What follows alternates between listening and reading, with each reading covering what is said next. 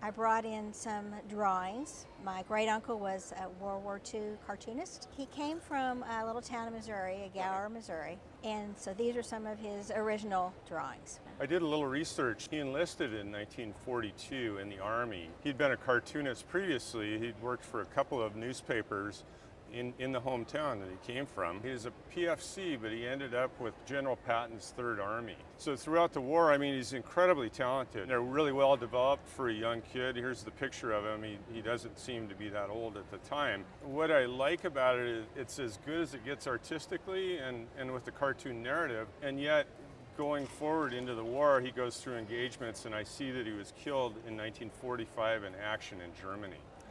And so you look at that and you wonder about the undeveloped youth. Where would he have gone if he hadn't been at a dangerous place at the wrong time in 1945?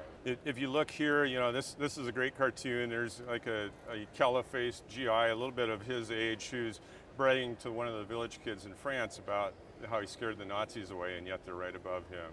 Very well drawn. It's got good tonality, crisp, clear. A lot of these were shown actually throughout the war in Stars and Stripes magazine and Yank magazine. When you look at the artwork, there's a little bit of a dark edge to it. He's making light of incredible tragedy around him day by day.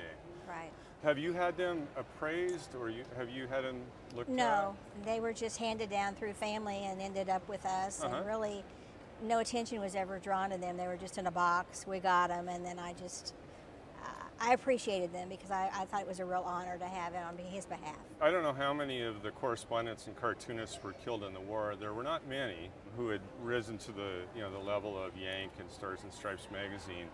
And so he's kind of in a select group of famous people who were killed in that capacity. In a way, because he was killed during the war, there's an undeveloped market for his work. However, you look at the caliber of the artistry, and I would say that most likely that at auction, the group with the entire notebook, with his photos, etc., would probably sell between $2,000 and $3,000. Great.